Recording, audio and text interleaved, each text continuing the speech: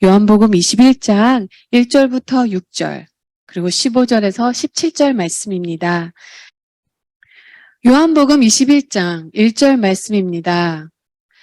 그 후에 예수께서 디베라 호수에서 또 제자들에게 자기를 나타내셨으니 나타내신 일은 이러하니라.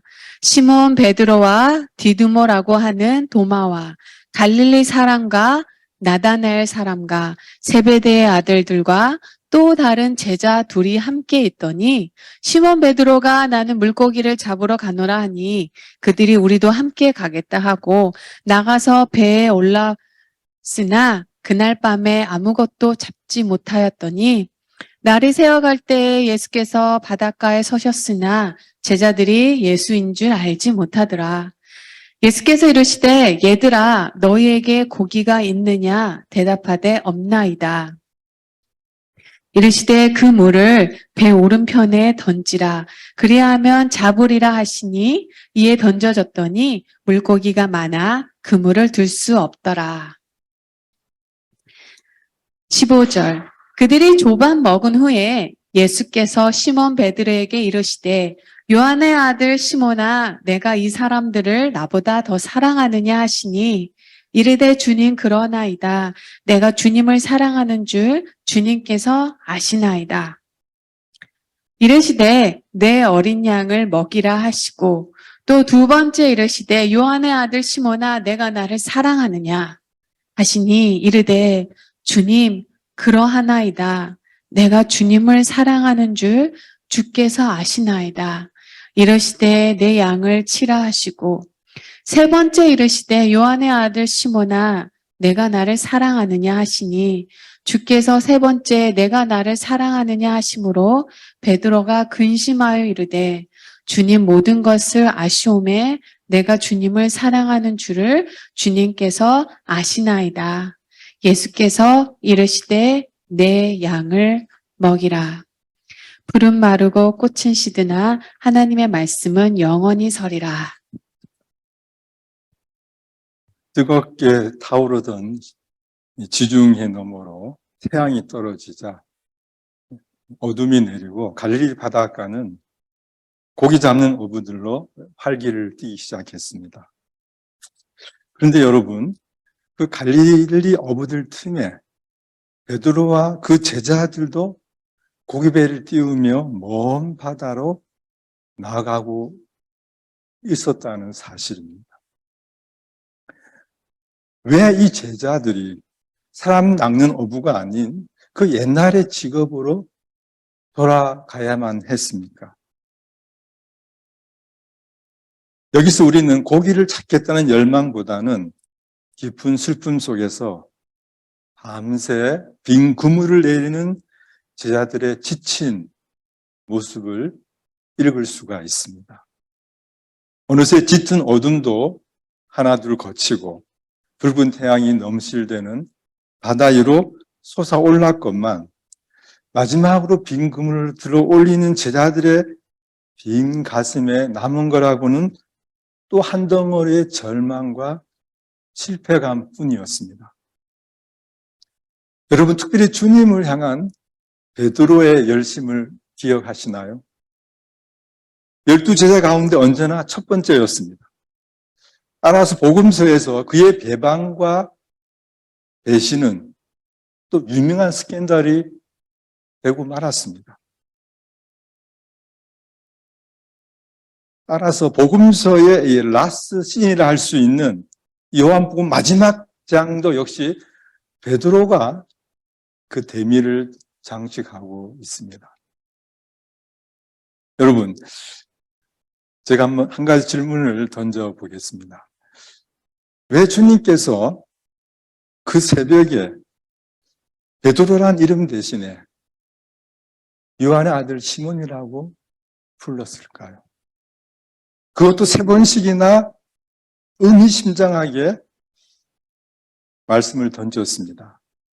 주님 주신 특별한 이름, 그 익숙한 베드로라는 이름, 그 이름이 있는데 왜 요한의 아들 시몬아, 요한의 아들 시몬아, 요한의 아들 시몬아라고 다가가셨을까요?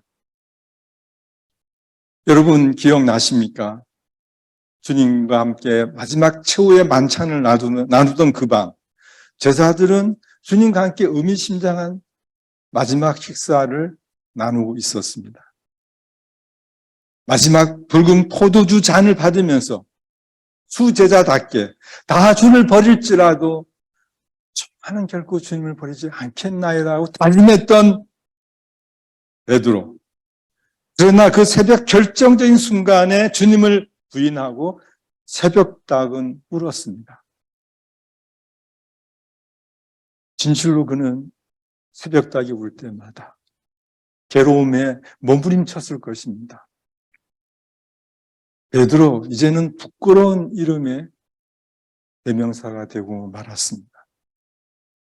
그의 열정이 컸던 만큼 그의 세 번의 부인은 지울 수 없는 아픔이었으며 치명적인 상처가 되고 말았습니다. 그 실패의 못자국 너무나도 진하였습니다.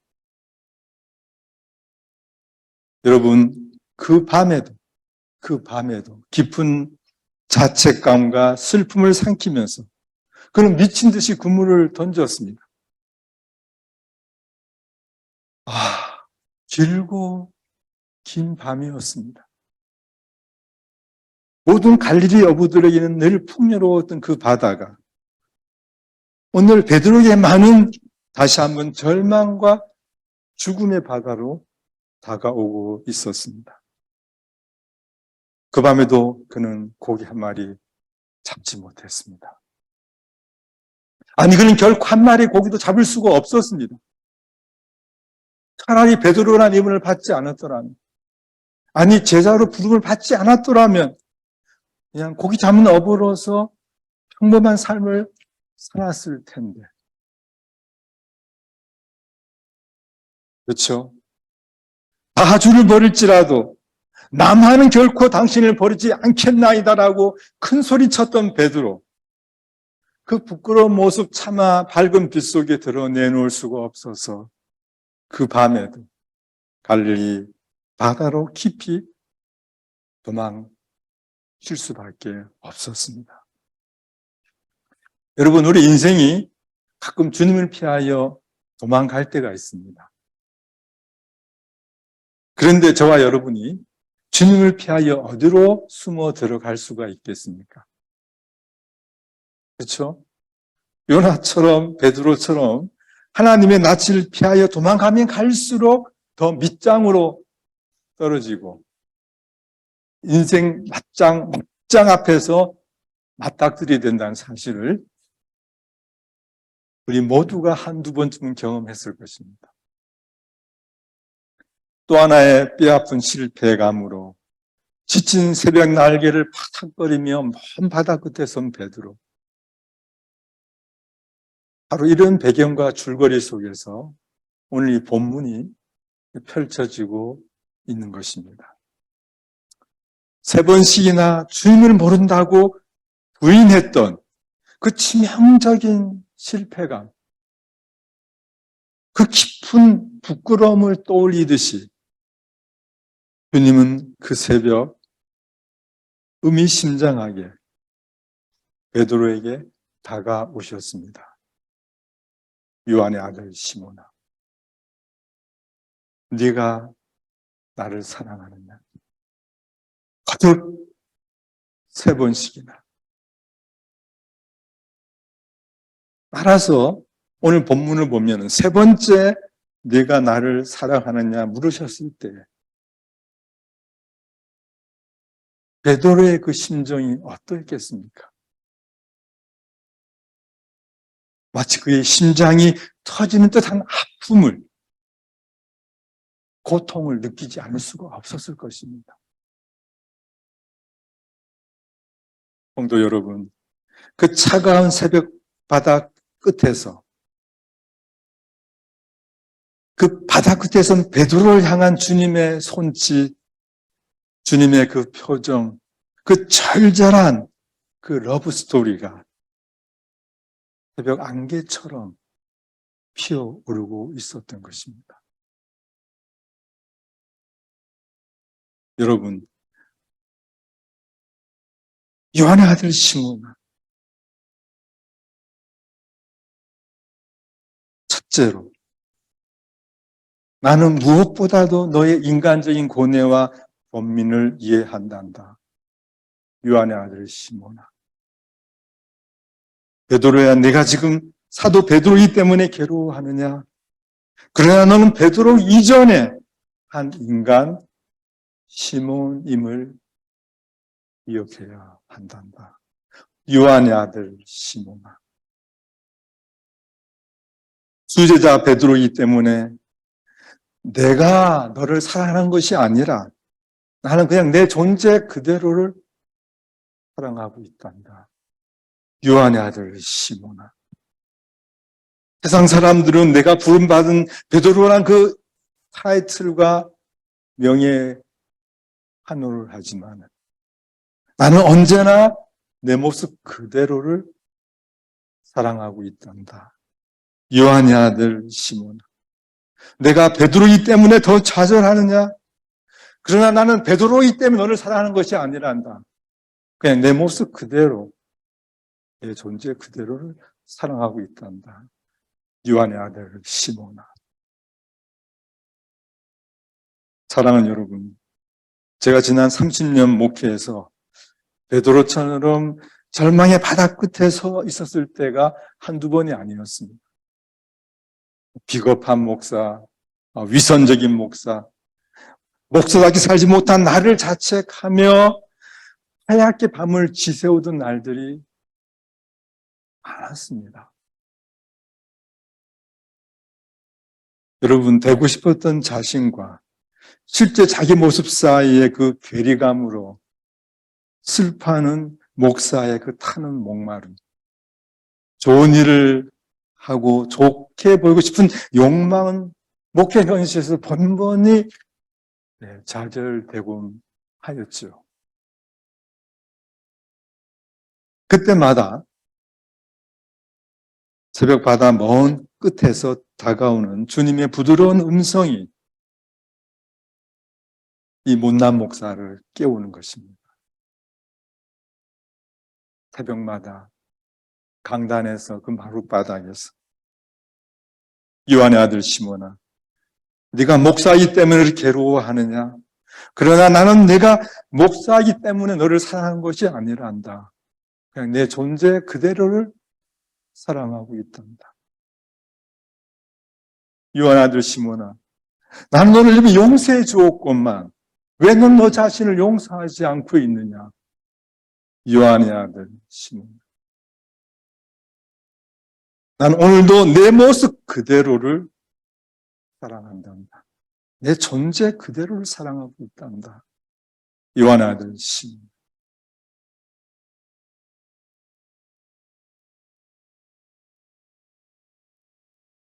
여러분이 가까이 계신 분들과 한번 아침 인사를 나눠보십시오. 멀리 계신 손은 못 잡겠고 예, 터치를 하는 겁니다. 네. 그리고 한번 주님처럼 형제님, 자매님 모습 그대로를 사랑합니다. 한번 해보세요. 당신의 모습 그대로를 사랑하고 있습니다. 예. 네. 이게 우리 가정에서도 마찬가지예요. 부부가 서로를 그냥 그 모습 그대로 사랑해 주어야지 내가 요구하는 모습, 내 욕망을 투사하면 안 되는 것이죠. 이 축복의 언어입니다. 못난 목사를 목사 되게 하고 부족한 장로를 장로 되게 하며 성급한 종들을 종답게 만드는 축복의 메시지죠. 여러분, 두 번째로 왜 주님은 베드로야 혹은 시몬아라 부르지 아니하시고 왜 굳이 요한의 아들 시몬이라고 부르셨을까요? 여기에 담긴 메시지가 무엇일까요?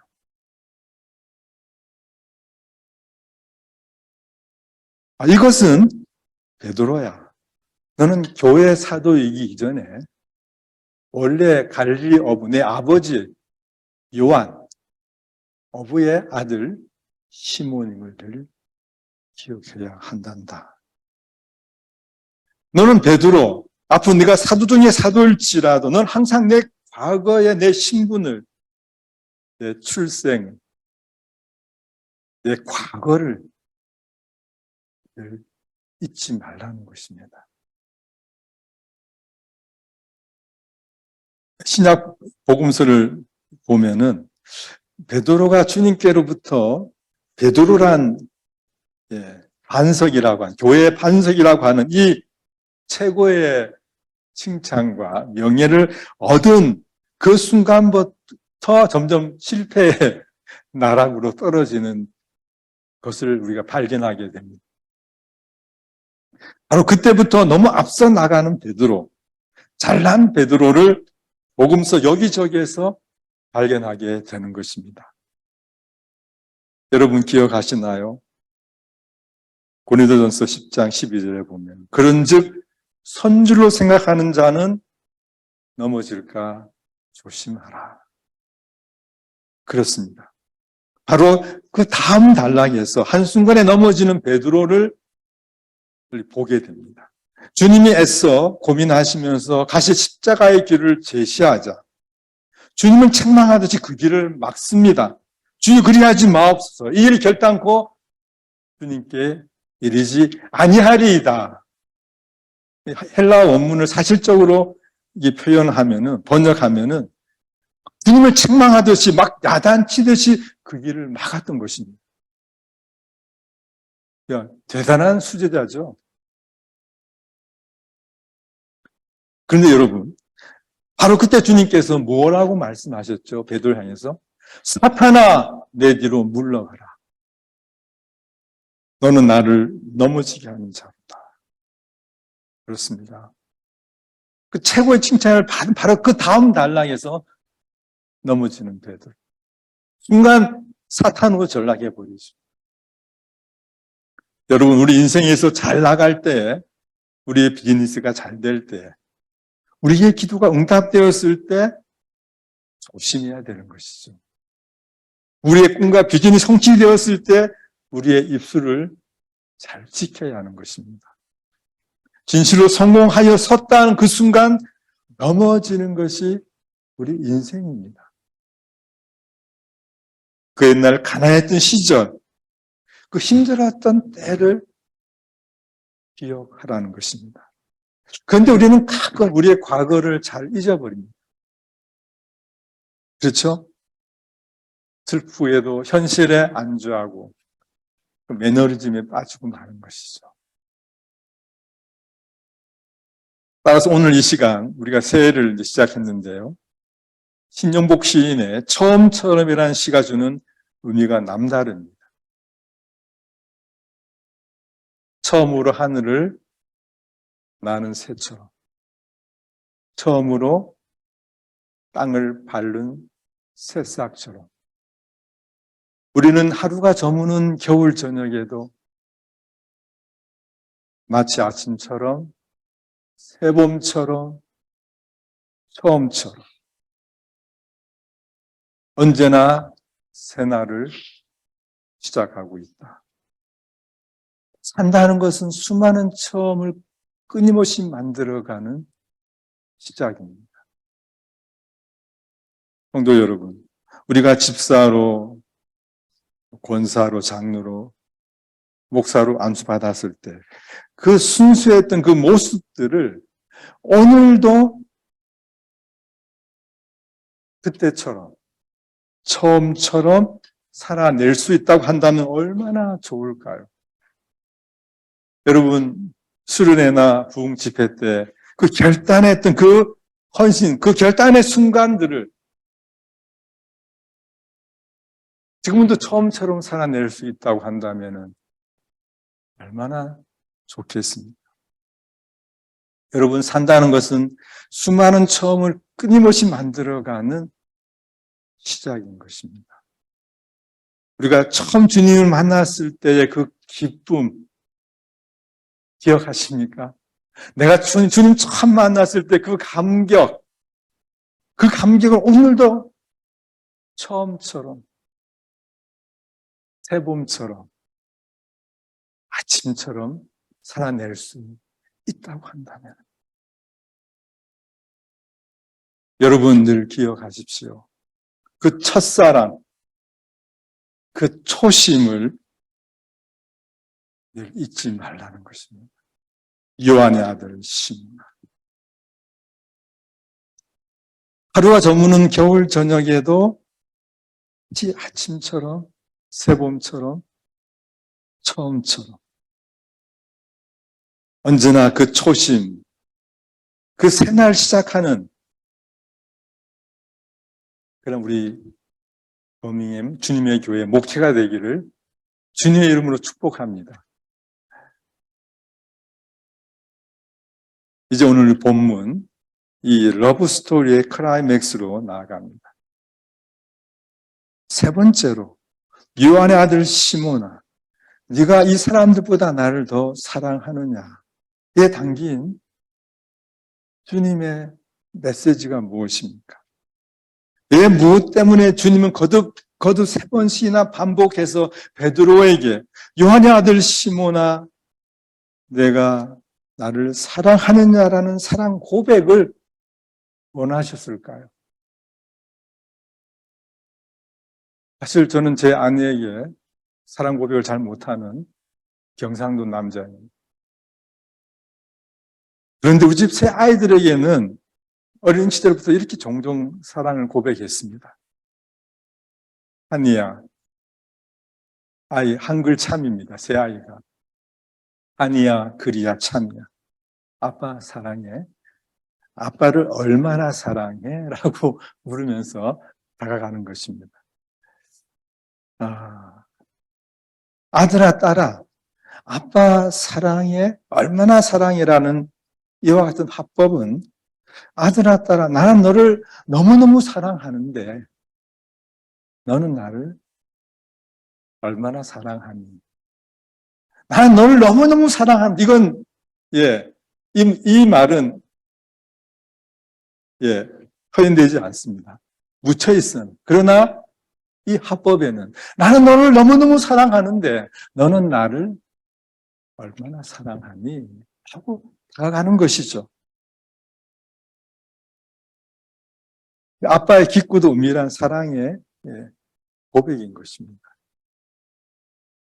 사실 요한의 아들 시몬, 아니 베드로에게 있어서 주님을 향한 세 번의 그 치명적인 배반은 지울 수 없는 아픔이었으며 그 실패의 못자고 너무나도 컸습니다. 그래서 그 날도 불안의 깊은 바다로 도망쳤던 베드로에게 우리 주님은 차마 I love you라고 하는 진한 사랑의 고백을 할 수가 없었습니다. 대신에 Do you love me? 하는 은밀한 사랑의 터치로 다가가셨던 것입니다. 거듭 세 번씩이나 주님을 부인한 베드로의 그 치명적인 상처를 기억하시면서 그 아픈 기억을 치유하시고자 하시는 주님의 깊고도 은밀한 사랑의 터치였습니다. 그 이름 때문에, 그 직분 때문에. 그렇죠. 그렇게 자책하는 베드로. 여러분, 서로가 얼마나 아팠을까요? 그 상체기들. 여러분 보이시나요? 너무나도 여리고도 섬세한 주님의 그 터치. 요한의 아들 시몬이요.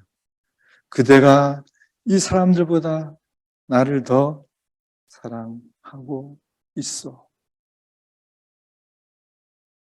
난 너를 너무너무 사랑하는데, 베드로. 요한의 시몬.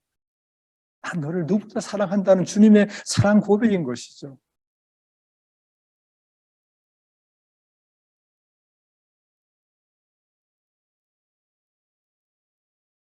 여러분, 주님이 우리를 얼마나 사랑하시는지, 나 같은 죄인을, 그렇죠? 오늘 우리가 여기 있으면 하나님의 은혜이지 않습니까? 하늘 아버지께서 당신을 얼마나 사랑하시는지, 황자 같은 나를 살리시기 위해 당신의 아들을 십자가에 못 박았던 우리 하나님 아버지의 그 사랑, 바다를 먹물 삼아서 하늘을 두루마리로 삼아도 다 쓸 수 없는 하나님의 그 사랑, 그 사랑이 바로 베드로를 향한 하나님의 사랑이었습니다. 우리 모두를 향한 그 주님의 사랑인 것입니다.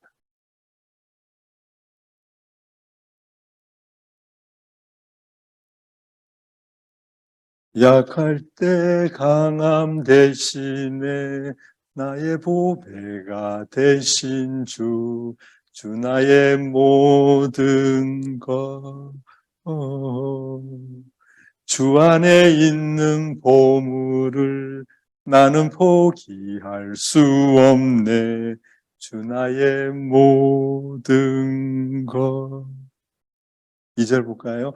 십자가 죄 사하셨네. 주님의 이름 찬양해. 주 나의 모든 것. 쓰러진 나를 세우며 나의 빈잔을 채우네. 주 나의 모든 것. 그렇습니다. 나 같은 죄인을 오늘도 당신의 자녀로, 당신의 사람으로 사랑해 주시는 그 주님, 특별히 그 누구보다도 나를 사랑한다고 하는 주님의 메시지였습니다. 이 세상에서 어느 누가 이런 사랑과 이런 사랑의 기쁨과 행복감을 줄 수가 있겠습니까?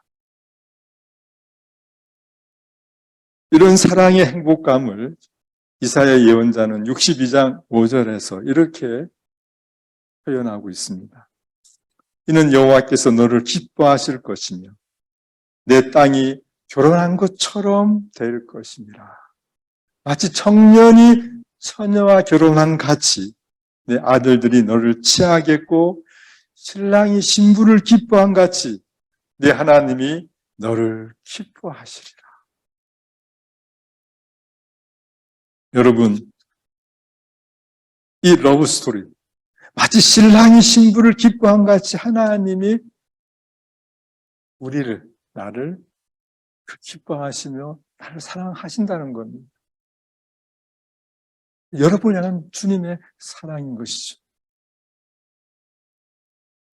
여러분이가 이 험한 세상을 살아가면서 때로는 그렇습니다. 때로는 넘어지고 깨어지고 그렇죠. 때로는 쓰러질지라도 주님의 이 사랑만 우리가 떠올리면은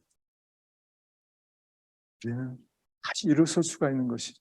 그것으로 만족한 것입니다. 주님의 사랑으로 우리가 만족할 수가 있습니다. 말씀을 이제 정리하겠습니다. 여러분, 우리 인생들은 무엇으로 살아갈 수 있습니까? 그 무엇 때문에 살아갑니까? 인생이라는 이 전쟁터에서 우리가 그 무엇을 가지고 살아갈 수가 있겠어요? 우리의 쉽지 않은 목회 현실에서 여러분의 목사가 또 그 무엇을 가지고 살아갈 수가 있겠습니까? 때로는 우리가 하는 사업이나 좋은 직업도 그렇게 우리를 좋아했던 사람들도 갑자기 우리의 등을 돌릴 때가 있습니다. 과연 우리 인생들은 그 무엇으로 살아갈 수가 있습니까? 그런데 여러분, 누군가를 사랑하고 누군가에 의해서 사랑을 받을 때 그 인생은 살만합니다. 그렇죠. 아무리 삶이 고달파도 아무리 우리가 속임을 당할지라도 누군가가 나를 사랑하고 또 내가 누군가를 사랑할 때 그 인생은 살만합니다. 그 어떤 고난도 뼈아픈 실패감까지도 견디게 해주는 것입니다. 그 어떤 시험과 유혹도 이길 수가 있습니다. 저는 이것을 사랑의 행복감이라고 불러보고 싶습니다. 저럼 사랑받고 사랑한다는 것은 주고받는 것입니다. 주님과 베드로가 그렇게 사랑하듯이 이처럼 사랑하고 사랑받는다는 것은 우리 인생을 행복하게 만들어줍니다. 사랑의 충만감이죠. 그리고 우리 인생을 더 젊고 강하게 만들어주는 것입니다. 여러분, 사랑하면 어떻게 되죠? 사랑하면 어떻게 됩니까? 유행가 가사가 있지 않습니까? 사랑하면 이뻐져요. 그렇습니다. 연인들이 이렇게 사랑하면 이뻐지게 되어 있어요. 그렇죠? 그 안에서 막 그냥 사랑의 엔돌핀이 나와서 싹 피어오르게 만드는 것입니다. 인생을 더 젊게 만들고 아름답게 만드는 원천이 사랑인 것이죠. 사랑하는 연인들이 서로의 모습을 최선의 것으로 만들어가지 않습니까? 사랑하면은. 그래서 좋은 겁니다. 그렇게 사랑하는 주님 앞에서 우리는 그 사랑의 행복감으로 주님의 사랑스러운 사람 되어져 가고 그 가운데서 우리는 아름다운 남편으로, 아름다운 아내로, 그렇죠?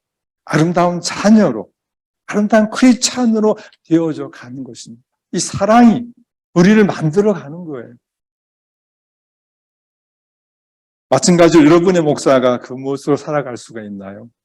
아무리 우리의 목회가 힘들지라도 목사는 여러분의 사랑을 먹으며 그 사랑의 행복감으로 목회를 하는 것입니다. 그럴 때 여러분의 목회자는 더 젊고 더 강하고 아름다운 목회자가 되어져 가는 것이죠. 그 사랑의 행복감으로, 그 충만감으로 선한 목자, 좋은 목자가 되어져 가는 것입니다. 진실 우리 주님의 교회가 그 사랑의 행복감으로 충만한 교회가 되기를 주님의 이름으로 축복합니다. 사랑의 행복감으로 충만한 우리 성도님들, 더 멋진 남자, 더 젊어지는 여성, 더 아름다운 선남, 선녀들이 되어서 이 범위에 있는 많은 사람들 주목을 받으십시오.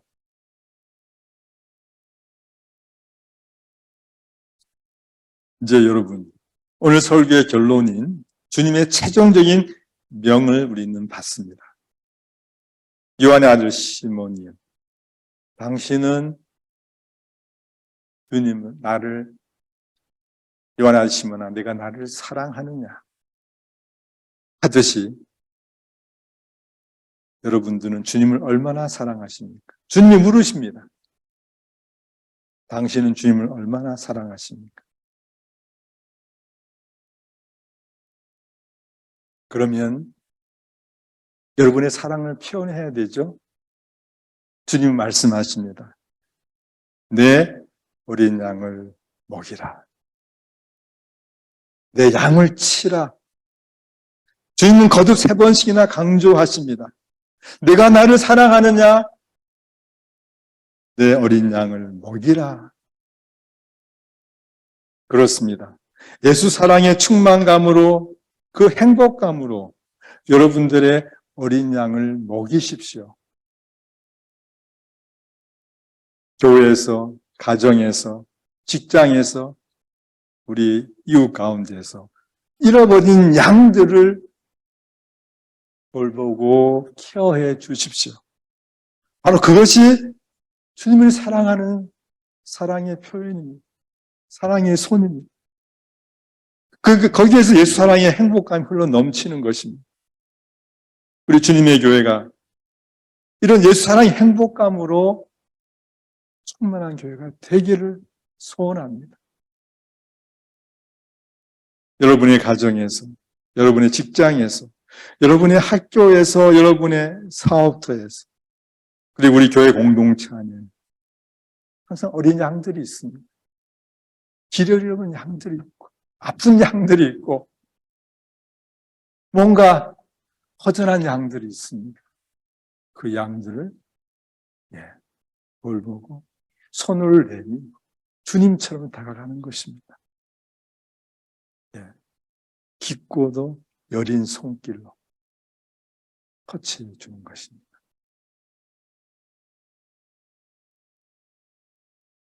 이 버밍이라는 도시에서, 우리 공동체 안에서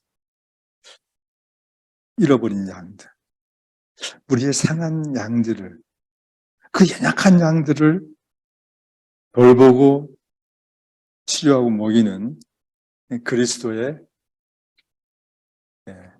아름다운 사람들이 다 되십시오. 기도하겠습니다.